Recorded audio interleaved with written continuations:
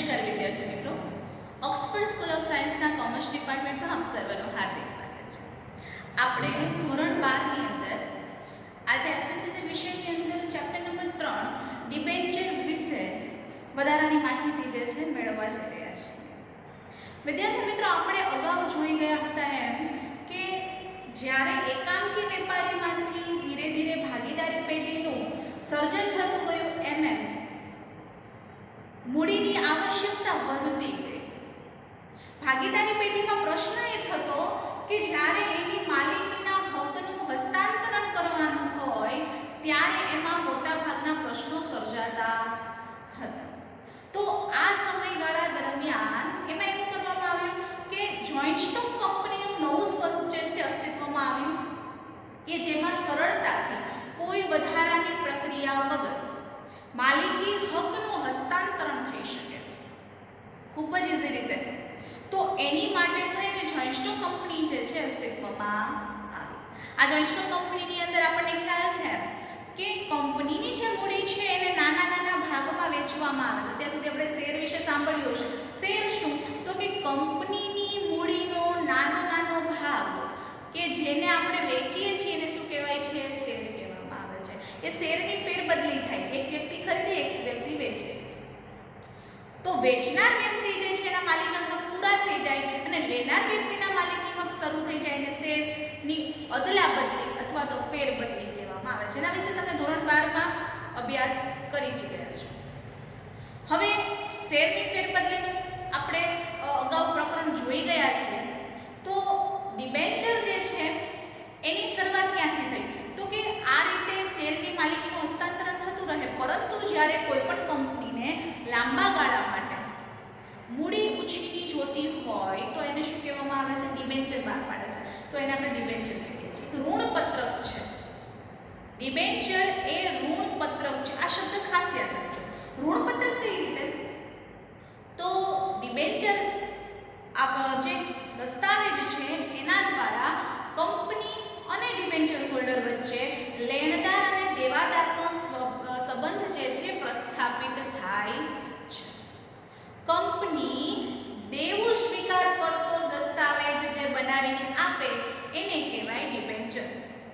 સાદી ભાષામાં આપણે લોન લેવા જઈએ છીએ ત્યારે આપણે ઘણા બધા કરાર કરીએ છીએ. એની અંદર એગ્રીમેન્ટ ઉપર સિગ્નેચર કરતા હોઈએ છીએ. આપણી વસ્તુઓને જામીનગીરી તરીકે પણ મૂકતા હોઈએ છીએ. એને આપણે શું કહેવાય કે આપણે લોન ધારક છીએ. તો આ જ રીતે જ્યારે ડિબેન્ચર બહાર પાડવામાં આવે છે ત્યારે આ મૂડી જે ઉછીની લીધી છે એનો કંપની સ્વીકાર કરે છે. એ ડિબેન્ચરની અંદર ઘણી બધી બાબતો જે છે એનો સમાવેશ થાય છે. જેમ કે નિશ્ચિત મુદત માટે રૂપિયા લીધેલા છે. એ લાંબા ગાળાની મૂડી હોય તો લખવું હોય કે ભાઈ 10 વર્ષ માટે આ ડિબેન્ચર જે છે એને ઇસ્યુ કરવામાં આવે છે. પછી એની નિશ્ચિત મુદત હોય, એ નિશ્ચિત મુદતે એને વ્યાજનો દર જે નક્કી કરેલો હોય એના આધારે એને વ્યાજ ચૂકવવું પડે છે. હવે એક વસ્તુ એ છે કે ડિબેન્ચર હોલ્ડર છે એ કંપનીની સામાન્ય સભામાં વોટિંગનો અધિકાર એને પ્રાપ્ત થતો, એટલે મતાધિકાર મળતો નથી. કંપનીના સંચાલનના કોઈ પણ નિર્ણય લેવાનો ડિબેન્ચર હોલ્ડરને અધિકાર છે નહીં. ડિબેન્ચર હોલ્ડરનો માત્ર સંબંધ ક્યાં સુધી છે?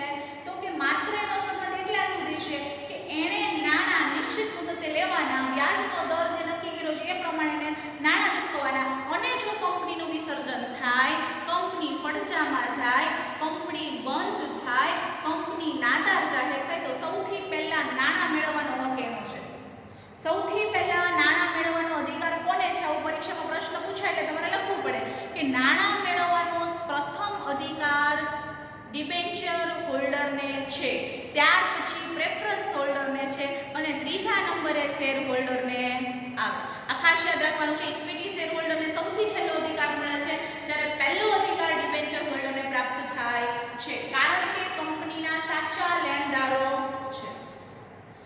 હવે ડિબેન્ચરની વ્યાખ્યા આપણે જોઈ તો કે સર ફ્રાન્સિસ પરમારના આધારે કંપનીનું દેવું સ્વીકારતો દસ્તાવેજ જેને ડિબેન્ચર કહેવામાં આવે છે.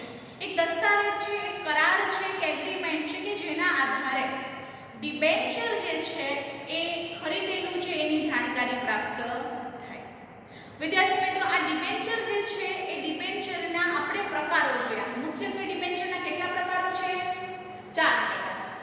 આ 4 પ્રકાર છે પરીક્ષામાં અવારનવાર આપણને પૂછાતા હોય છે. આ ડિબેન્ચરના નાના નાના જે ફૂલ ફોર્મ આપેલા છે અથવા એમાંથી નીકળતા નાના પ્રશ્નો છે એ સમયાંતરે પૂછાય છે. હવે આપણે વાત કરીએ તો કે ડિબેન્ચરના જે 4 પ્રકાર છે એનો પ્રથમ પ્રકાર છે સંપૂર્ણ રૂપાંતરણક્ષમ ડિબેન્ચર. સંપૂર્ણ રૂપાંતરણક્ષમ ડિબેન્ચર એટલે કે ફુલ્લી કન્વર્ટેબલ ડિબેન્ચર, જેને FCD પણ કહેવામાં આવે છે. હવે એમાં એક નિશ્ચિત મુદત જ્યારે નક્કી થયેલી હોય એ નિશ્ચિત મુદત પછી એ બધાનું રૂપાંતર જે છે એ ઇક્વિટી શેરની અંદર થઈ જાય. એટલે કે જે ડિબેન્ચર હોલ્ડર હતા, જે કંપનીના લેણદાર હતા, એ જ પછી કંપનીના માલિકો બની જાય છે. ધારો કે એને 5 લાખ રૂપિયાનો ડિબેન્ચર ઇશ્યુ કરેલો છે. કોઈ વ્યક્તિ છે એ 5 લાખનો ડિબેન્ચર છે ઇશ્યુ કરે છે. હવે ફુલી કન્વર્ટેબલમાં શું થશે કે FCD જે છે ફુલી કન્વર્ટેબલ ડિબેન્ચર ને થશે શું તો કે આ જે 5 લાખ રૂપિયા છે એ 5 લાખ રૂપિયાને 10 વર્ષ માટે જો ડિબેન્ચર ઇશ્યુ કર્યા હોય તો 10 વર્ષની સમય મર્યાદા જેવી પૂરી થાય એટલે તરત જ આ જે ડિબેન્ચર હતા એટલે કે કંપનીના લેણદાર હતા એને સીધા ઇક્વિટી શેરની અંદર રૂપાંતરણ કરવામાં આવે છે. એટલે એ કંપનીના માલિકો બની જાય. જે લેણદાર હતા એ શું થઈ જાય છે? માલિક થઈ જાય છે.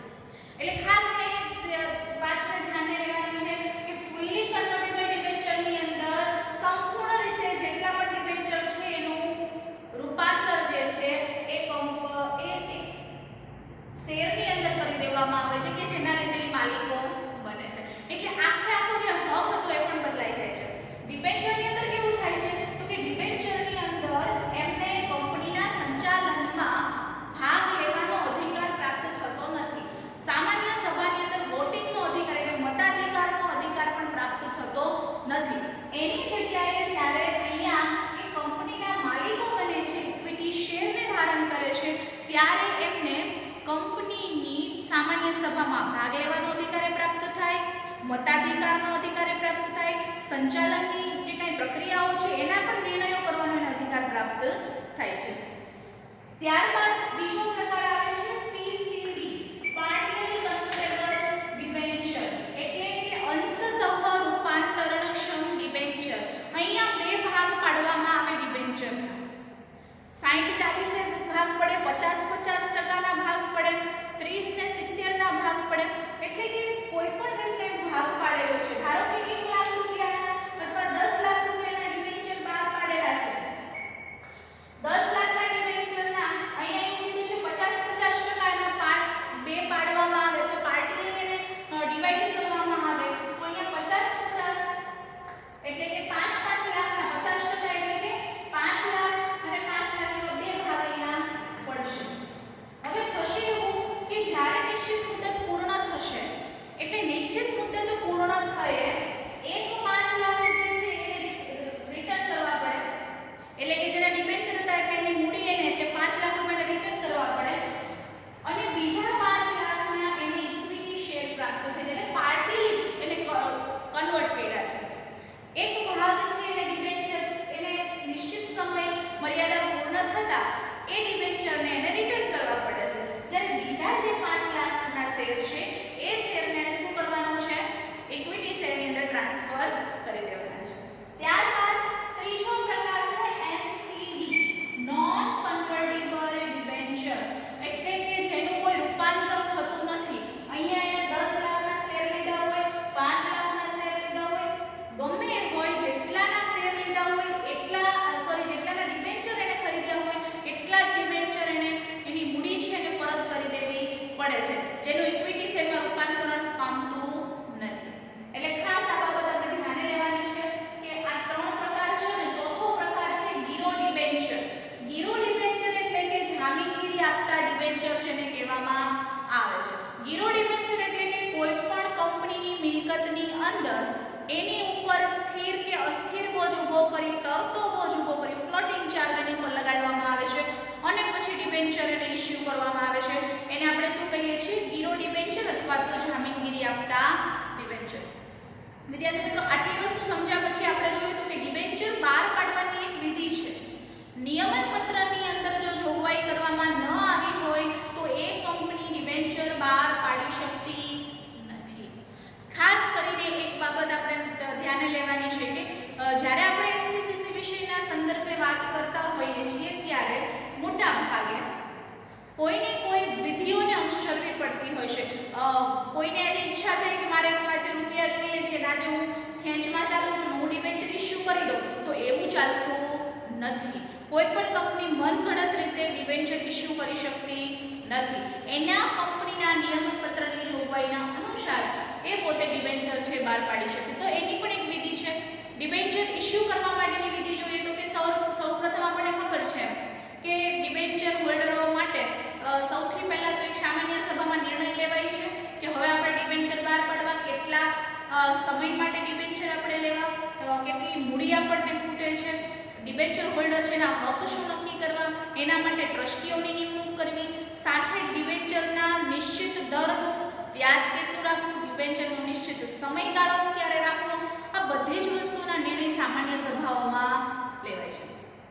સામાન્ય સભામાં નિર્ણય લીધા પછી આ જે ડિબેન્ચર છે એ ડિબેન્ચર માટે થઈ અને વિજ્ઞાપન પત્રની જાહેરાત આપવામાં આવી છે. વિજ્ઞાપન પત્રની અંદર જાહેરાત આપ્યા બાદ જ્યારે જે ડિબેન્ચર હોલ્ડર આવે છે એનું સોર્ટિંગ કરવામાં આવે છે, એનું વર્ગીકરણ થાય. વર્ગીકરણના આધારે ડિબેન્ચર હોલ્ડર જે આવ્યા છે એની અરજીઓને સ્વીકારી એની સાથે કરાર કરવામાં આવે છે, રજિસ્ટર ઓફિસની અંદર નોંધવામાં આવે છે અને ત્યારબાદ ડિબેન્ચર પત્રક તૈયાર થાય અને પછી ડિબેન્ચર જે છે ઇસ્યુ કરવામાં આવે છે. એટલે કે એની માટે શેર બજારની અંદર નોંધણી કરાવવી ફરજિયાત બને છે. સાથે ડિબેન્ચર હોલ્ડરને સેન્ટ્રલ બેંકની અંદર ખાતું ખોલવામાં આવે છે. આ બધી નાની નાની પ્રોસેસને આધારે ડિબેન્ચર હોલ્ડર્સ જે છે એ કંપનીની અંદર એક લેણદારનો અને દેવાદારનો સંબંધ જે છે એને પ્રસ્થાપિત કરે છે. તો આ જોયા પછી હવે આપણે ખાસ એ જોવાનું છે કે ડિબેન્ચર હોલ્ડરના અધિકારો કેટલા છે. હવે ડિબેન્ચર હોલ્ડર છે એના પણ અધિકારો હોય છે. તો કંપનીની અંદર ડિબેન્ચર હોલ્ડર આપણને ખબર છે કે કંપની અને ડિબેન્ચર હોલ્ડર વચ્ચે લેણદાર અને દેવાદારનો સંબંધ પ્રસ્થાપિત થાય છે, જેના દ્વારા કંપનીનું દેવું બને છે અને એની વચ્ચેના કેટલાક અધિકારો છે. જેમાં પહેલું એ છે કે નિશ્ચિત દરે અને નિશ્ચિત સમયે એને વ્યાજ મેળવવાનો અધિકાર છે. કારણ કે આપણે જોયું એમ કે તો દેવોનો સ્વીકાર કરે છે. દેવાનો સ્વીકાર કરવાની સાથે સાથે ખાસ એ બાબત છે કે આ દેવાનો જ્યારે સ્વીકાર કરે છે ત્યારે આ દેવામાં એને એક ડિબેન્ચર જ્યારે બનાવવામાં આવે છે ત્યારે એક નક્કી કરેલું હોય છે કે એને આટલા દરે અને આટલા સમયમાં વ્યાજ આપશે. ધારો કે એને નક્કી કર્યું હોય કે દર મહિને 50,000 વ્યાજ પૂરું પાડવું, તો દર 3 મહિને 50,000 આપવું, તો એને નિશ્ચિત સમયે અને નિશ્ચિત દરે એને વ્યાજ જે છે ચૂકવવામાં આવે છે. એટલે કે એને મેળવવાનો અધિકાર જે છે ડિબેન્ચર હોલ્ડરનો છે. ત્યારબાદ છે નિશ્ચિત સમય પૂરો થાય એટલે પોતાના નાણાં પરત મેળવવાનો અધિકાર છે. આપણને ખબર છે કે આપણે એફસીડી જોયું અને પીસીડી જોયું, ફૂલી કન્વર્ટેબલ ડિબેન્ચર પણ જોયું અને પાર્ટિયલી કન્વર્ટેબલ ડિબેન્ચર પણ જોયું. પરંતુ નોન કન્વર્ટેબલ ડિબેન્ચર જે છે એના હોલ્ડરો માટે પણ આ બાબત જે છે અગત્યની છે કે નોન કન્વર્ટેબલ ડિબેન્ચરના અંતર્ગત જ્યારે એની મુદત પૂર્ણ થાય, એનો સમય પૂરો થાય ત્યારે એને નાણાં પરત મેળવવાનો અધિકાર પ્રાપ્ત થયેલો છે. સાથે જ વિદ્યાર્થી મિત્રો ત્રીજું છે કે એને રજિસ્ટર ઓફિસની અંદર દસ્તાવેજનો અભ્યાસ કરવાનો, એની તપાસ કરવાનો અને એની નકલ મેળવવાનો અધિકાર છે. એટલે કંપની રિલેટેડ જે કંઈ દસ્તાવેજો છે એની સાથે રજિસ્ટર ઓફિસ સાથે જેણે કરારો કરેલા છે તો એ કરાર જે છે એનો અભ્યાસ કરવાનો, એની નકલ મેળવવાનો, એની તપાસ કરવાનો એને સંપૂર્ણ અધિકાર પ્રાપ્ત થયેલો છે. ત્યારબાદ ચોથો અધિકાર છે રજિસ્ટર ઓફિસે જરૂરી ફી ભરીને સાચી માહિતી મેળવવાનો અધિકાર. એને કંપની વિશે કોઈ માહિતી જોતી હોય, કારણ કે એને સંચાલન સભામાં એક તો એનો ક્યારેય મતાધિકારનો એને સમયગાળો નથી, સાથે એને એવું કોઈ પ્રાવધાન કરવામાં નથી આવ્યું કે જેના આધારે મતાધિકાર કરી શકે કે સંચાલનમાં ભાગ લઈ શકે. તો એને કંપની વિશેની ક્યારેક કોઈ માહિતી એવી મળે કે ધારો કે આ કંપનીમાં તમે ડિબેન્ચર હોલ્ડર છો તો આ કંપની તો બંધ થવાની છે. જ્યારે એને એવા સમાચાર પ્રાપ્ત થાય ત્યારે એ સમયગાળા દરમિયાન એને શું કરવાનું છે, તો એને એમ થાય કે મારે કંપનીની માહિતી મેળવવી છે અને લગભગ 2 વર્ષ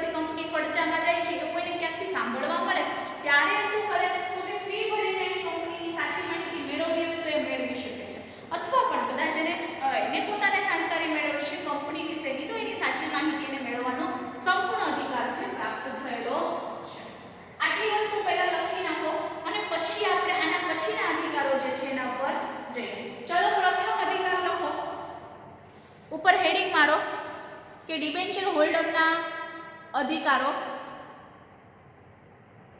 લખો. ડિબેન્ચર હોલ્ડરના અધિકારો. કંપનીમાં ડિબેન્ચર ધારકોને વિવિધ અધિકારો મળવાપાત્ર થાય છે. ડિબેન્ચર ધારકો કંપનીના લેણદારો છે. તેથી કંપની અને ડિબેન્ચર ધારકો વચ્ચે દેવાદાર અને લેણદારનો સંબંધ જોવા મળે છે. ડિબેન્ચર હોલ્ડરોના વિવિધ અધિકારો નીચે પ્રમાણે છે. નંબર પહેલો કરીને લખો. ડિબેન્ચર પર નિર્ધારિત સમયે અને નિશ્ચિત દરે વ્યાજ મેળવવાનો અધિકાર છે. બીજું, ડિબેન્ચરની સમયમર્યાદા પૂરી થતાં નાણાં પરત મેળવવાનો અધિકાર છે. ત્રીજું છે, કંપનીની રજિસ્ટર્ડ ઓફિસે રાખવામાં આવેલ દસ્તાવેજોનો અભ્યાસ, તપાસ અને નકલ મેળવવાનો અધિકાર પ્રાપ્ત થયેલો છે. નંબર 4 પર લખો. કંપની રજિસ્ટર્ડ ઓફિસે જરૂરી ફી ભરી જે તે સાચી માહિતી મેળવવાનો અધિકાર છે. ત્યારબાદ વિદ્યાર્થી મિત્રો આપણે જોઈએ કે અહીંયા એક મુદ્દો એવો છે કે ટ્રસ્ટ ડીડ મુજબ કામગીરી અને જાણકારી મેળવવાનો અધિકાર છે. ટ્રસ્ટ ડીડ એટલે શું? તો કે કંપની અને ડિબેન્ચર હોલ્ડરો વચ્ચે એક કરાર થાય છે, અમુક શરતો નક્કી થાય છે. તો આ શરતોનો જે કરાર છે ને ટ્રસ્ટ ડીડ, ટ્રસ્ટ ન્યાસ કરાર કે પછી એને ટ્રસ્ટના હિતોનું રક્ષણ કરવું એવું આપણે કહી શકીએ છીએ. એટલે કે ટ્રસ્ટેડ મુજબની જે કામગીરી છે એ કામગીરી થાય છે કે નહીં, કંપનીએ જે શરતો નક્કી કરી છે એ શરતોનું પાલન કરે છે કે નહીં, આ બધી જ બાબતો અંગેની જાણકારી પ્રાપ્ત કરવાનો અધિકાર જે છે એ ડિબેન્ચર હોલ્ડરને મળેલો છે. સાથે જ ડિબેન્ચર હોલ્ડરના હિતોના રક્ષણ કરવા માટે ટ્રસ્ટીઓની નિમણૂક કરવાનો અધિકાર એને પ્રાપ્ત થયેલો છે. કારણ કે આજે તમે વિચારો કે કોઈ પણ કંપની હોય તો શેર હોલ્ડરો છે સતત કંપનીના સંપર્કમાં રહેતા હોય છે. ઇક્વિટી શેર હોલ્ડર હોય, પ્રેફરન્સ શેર હોલ્ડર હોય, બધા જ કંપનીના સંપર્કમાં રહેતા હોય. પરંતુ ડિબેન્ચર હોલ્ડર એક એવો વ્યક્તિ છે કે એણે પોતાના નાણાં આપી અને પછી 10 વર્ષ સુધી વિચાર નથી કરવાનો. એને નિશ્ચિત મુદતમાં એને વ્યાજ મળી જાય છે, નિશ્ચિત સમયના આધારે એની જે કોઈ માહિતી છે એ મેળવી શકે છે, પરંતુ એ કંપનીને થોડોક વિખૂટો પડી જાય છે. તો એના હિતોનું રક્ષણ કોણ કરશે? તો કે એના હિતોની સમસ્યાઓ માટે, એના હિતોના રક્ષણ માટે એને પોતાનો એક ટ્રસ્ટીની નિમણૂક કરવાનો અધિકાર છે કે જ્યારે એના હિતોનું રક્ષણ થાય, સાથે જ એ વ્યક્તિ જે છે એ ટ્રસ્ટી જે છે એની સમસ્યાઓના અથવા પ્રશ્નોના હલ માટેના પ્રયત્નો જે છે એની શરૂઆત કરે. તો ટ્રસ્ટી મુજબ કામગીરીની જાણકારી મેળવવાનો, સાથે હિતોના રક્ષણ માટે ટ્રસ્ટીની નિમણૂક કરવાનો અધિકાર છે. ત્યારબાદ એટલે કે ડિબેન્ચર ટ્રસ્ટીને વિશ્વાસમાં લેવા પડે જ્યારે કોઈ પણ નિર્ણય કરવાના છે. ડિબેન્ચર હોલ્ડરને અસર કરતા જ્યારે કોઈ નિર્ણય કરવાના હોય તો એ નિર્ણય લેતા પહેલા ડિબેન્ચર ધારકોનો ટ્રસ્ટી જે છે એને પહેલા વિશ્વાસમાં લેવા પડે. એટલે કંપનીના સંચાલકો હોય, શેર હોલ્ડરો હોય, શેર ધારકો હોય, તો એ બધાએ કોઈ પણ નિર્ણય ડિબેન્ચર હોલ્ડરને લગતો, ધારો કે વ્યાજની અંદર ઘટાડો તો ન કરી શકે, પરંતુ ડિબેન્ચર હોલ્ડરને લગતો કોઈ નિર્ણય જ્યારે લેવાનો હોય છે ત્યારે આ નિર્ણય લેતા પહેલા એમણે આ ડિબેન્ચર ટ્રસ્ટી જે છે એને પહેલા વિશ્વાસમાં લેવા પડે. એટલે નિર્ણય કરતા પહેલા ટ્રસ્ટીનું નિવેદન ખૂબ જ અગત્યનું છે. કારણ કે જો ટ્રસ્ટી છે એ પોતે એના વિશ્વાસમાં આવી જાય તો પછી સાથે જે બીજા ડિબેન્ચરો છે એક સાથે રહેલા એ બધાને એ કન્વિન્સ કરી શકે. એટલે ડિબેન્ચર હોલ્ડરને સ્પર્શતા પ્રશ્નોના નિર્ણય માટે થઈ અને ડિબેન્ચરના ટ્રસ્ટીને વિશ્વાસમાં લેવો જરૂરી છે. સાથે એની જામીનગીરી જે છે એની સામે સલામતી જળવાય એ માટેના અધિકાર એને પ્રાપ્ત થયેલો છે. એટલે કે જે જામીનગીરી ઊભી કરે છે ત્યારે સ્થિર બોજ હોય કે અસ્થિર બોજ હોય એની જાળવણી થાય એના માટેનો અધિકાર છે એને પ્રાપ્ત થયેલો છે.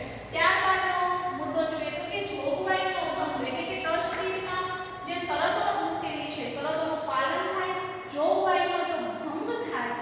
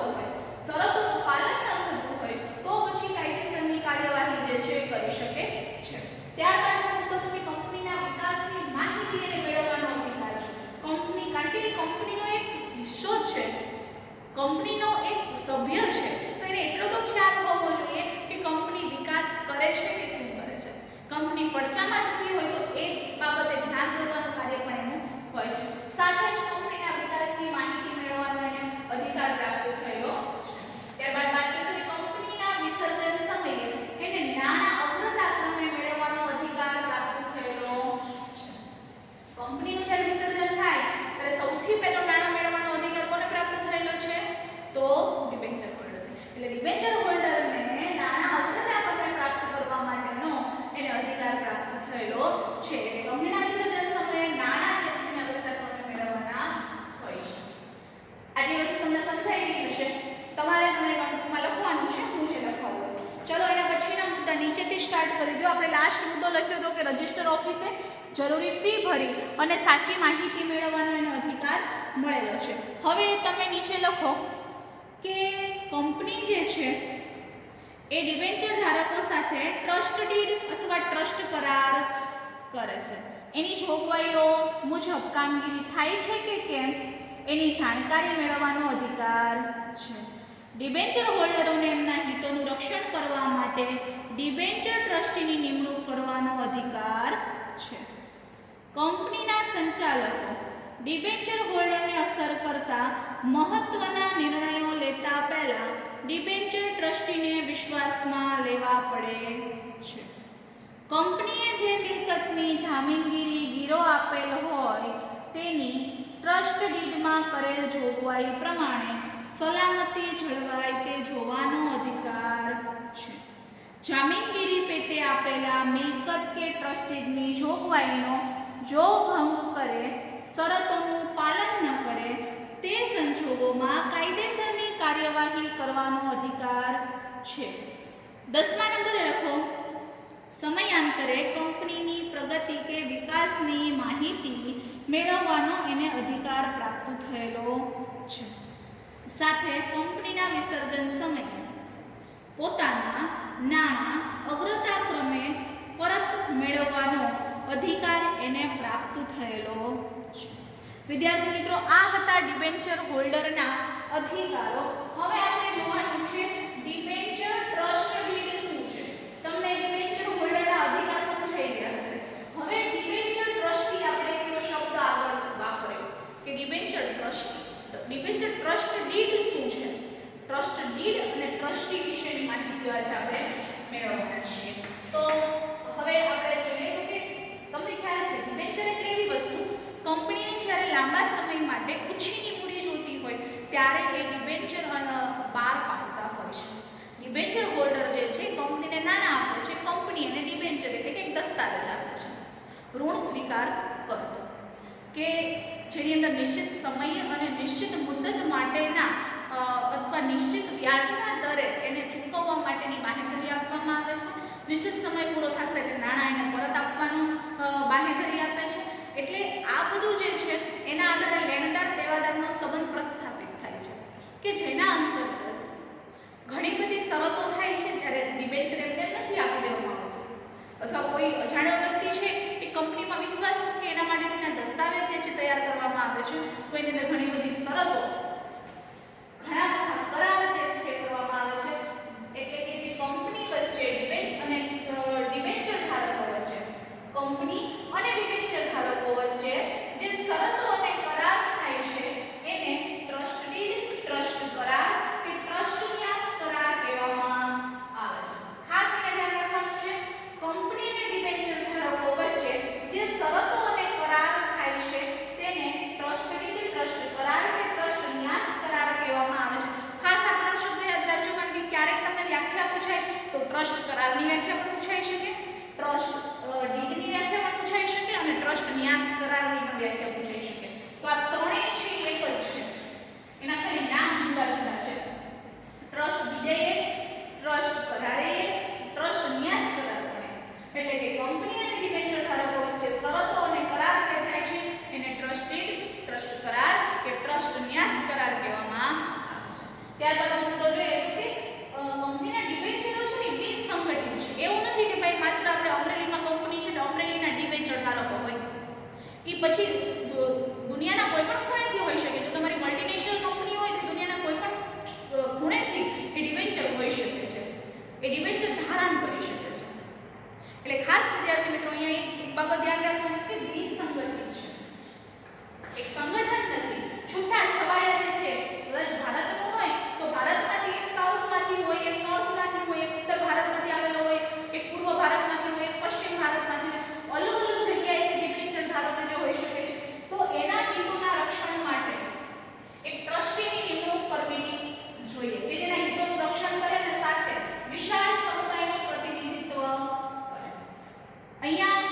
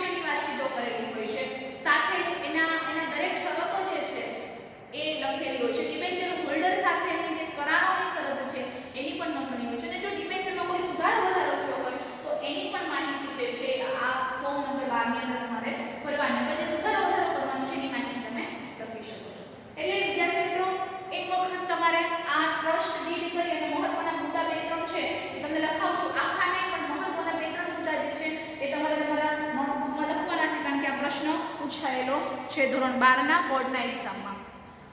લખો debenture trust did. Debenture trust did જે છે કંપનીનું દેવું છે. નીચે લીટી કરીને લખો કંપની ડિબેન્ચર હોલ્ડરને આ દેવા સામે મિલકતોની જામીનગીરી આપે છે. ડિબેન્ચર હોલ્ડરો બિન સંગઠિત છે. ત્યારબાદનો મુદ્દો લખો કંપની અને ડિબેન્ચર ધારકો વચ્ચે નક્કી કરવામાં આવતી કંપની અને ડિબેન્ચર ધારકો વચ્ચે નક્કી કરવામાં આવતી શરતોના કરારને ટ્રસ્ટ ડીડ, ટ્રસ્ટ કરાર કે ટ્રસ્ટ ન્યાસ કરાર કહેવામાં આવે છે. ત્યારબાદ લખો ટ્રસ્ટ ડીડની જોગવાઈ પ્રમાણે હિતોના રક્ષણ માટે પ્રતિષ્ઠિત વ્યક્તિઓને ટ્રસ્ટી તરીકે નિમણૂક કરવામાં આવે છે, જે ડિબેન્ચર ધારકોના વિશાળ સમુદાયનું પ્રતિનિધિત્વ કરે છે. જ્યારે કંપનીમાં નેક્સ્ટ મુદ્દો લખો જ્યારે કંપનીમાં સ્થિર કે અસ્થિર બોજની પરિસ્થિતિ ઉદ્ભવે ત્યારે ટ્રસ્ટ ડીડની જોગવાઈ પ્રમાણે કાર્યવાહી કરવામાં આવે છે. ટ્રસ્ટ ડીડની કંપની રજિસ્ટ્રાર સમક્ષ નોંધણી થયા પછી જો તેમાં ફેરફાર કરવો હોય તો ડિબેન્ચર હોલ્ડરની સામાન્ય સભાઓ બોલાવી એની સહમતિ પછી ફેરફાર થાય છે.